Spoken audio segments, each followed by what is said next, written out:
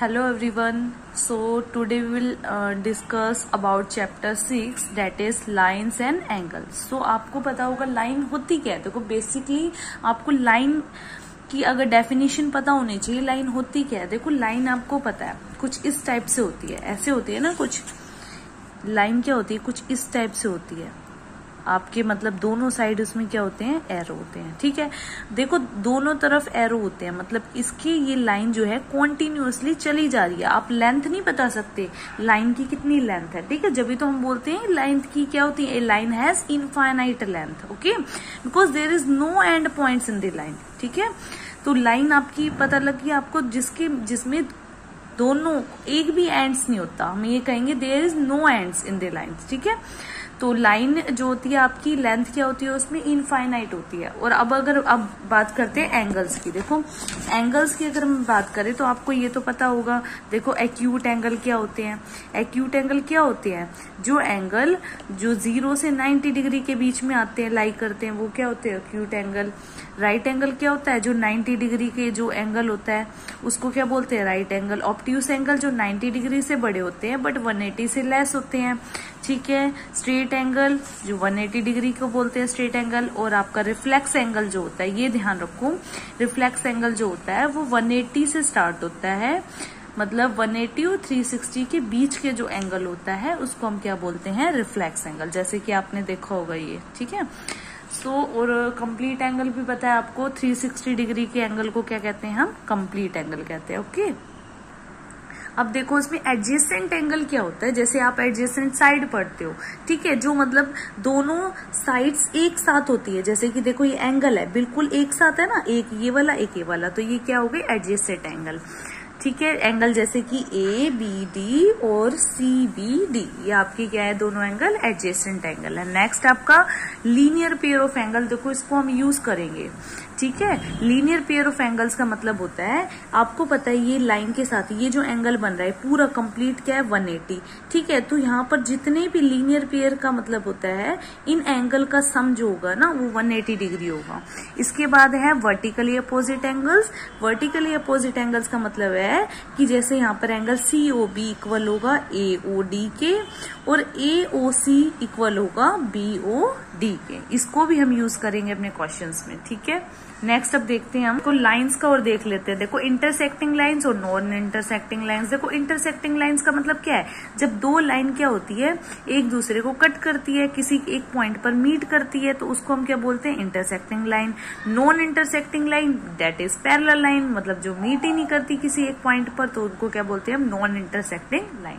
सो अब हम एक्सरसाइज 6.1 का क्वेश्चन नंबर 1 स्टार्ट करते हैं।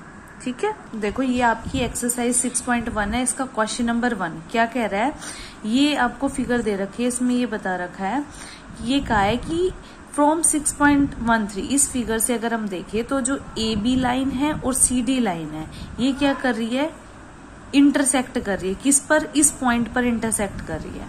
ठीक है, और ये कह रहे हैं एंगल AOC और BOE, मतलब एक ये एंगल और इस एंगल का सम दे रखा है 70 डिग्री और एंगल BOD क्या है, 40 डिग्री। BOD ये एंगल आपका दे रखा है 40 डिग्री। ठीक है, तो हमें फाइंड करना है, क्या फाइंड करना है, BOE और reflex COE।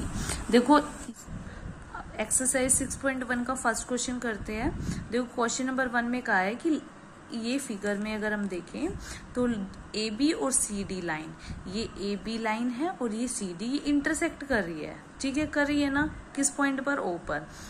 If angle AOC, अगर AOC ये वाला एंगल और BOE ये एंगल, इन दोनों का सम अगर 70 डिग्री है और BOD ये भी दे दिया हमें 40 डिग्री है, तो फाइंड हमें क्या करना है, हमें फाइंड करना है BOE, ये फाइंड करना है, और रिफ्लेक्स आपका COE।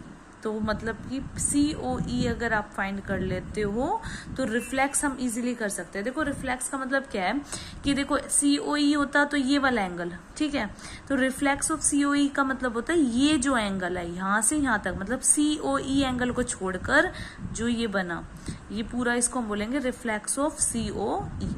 ठीक है, तो हमें कैलकुलेट क्या करना है, देखो हमें ये गिवन है कि एंगल AOC प्लस BOE इनका सम कितना है 70 डिग्री, BOD आपका दे रखा है 40 डिग्री। तो हमें फाइंड क्या करना है, हमें फाइंड करना है BOE, ठीक है, और रिफ्लेक्स COE। तो देखो हमें करना क्या है, हमें ये करना है यहाँ पर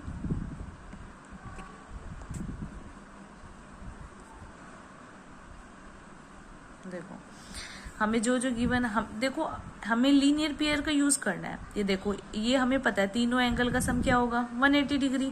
तो सबसे पहले ये लिख देते हैं angle AOC plus angle COE plus angle BOE, इनका सम क्या होता है 180 डिग्री, ठीक है। अब देखो AOC, अब मैं ना इसको यहां लिख लेती हूँ BOE प्लस COE, क्यों लिखा ये भी बता देती हूँ मैं आपको अभी, क्योंकि गिवन था कि AOC और BOE इन दोनों का सम कितना है, क्या गिवन था 70 degree plus angle COE equals to 180 degree. तो एंगल COE आपके पास आ गया क्या 180 में से 70 जो है आप माइनस कर दो, तो ये हमारे पास आ गया एंगल COE कितना 110।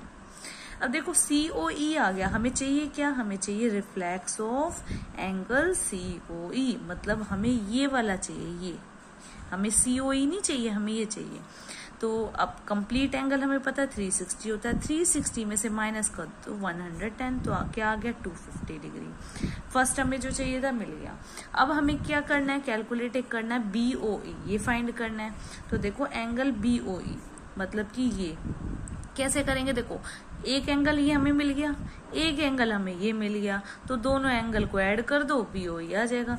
अब वही सेम देखो इसको हम काफी तरीकों से कर सकते हैं, बाकी देखो कैसे करोगे। एक तो देखो BOD हमें दिया था, कितना दिया था 40 डिग्री, तो वर्टिकली अपोजिट एंगल से ये भी 40 हो गया, ये हमारा 110 है, तो 110 में 40 ऐड कर दो, कितना हो गया 150। अब 180 में से 150 माइनस कर दो 30 डिग्री। देखो कैसे करेंगे, देखो एंगल जो BOD है वो BOD हमारे पास कितना है 40 डिग्री, तो AOC भी क्या हो जाएगा 40 डिग्री। तो AOC 40 है, तो एंगल जो BOE है वो क्या हो जाएगा 180 में से माइनस कर देंगे AOC आपका कितना है 40 डिग्री। AOC क्या है 40 plus 110, 180 minus 150 equals to 30 degree.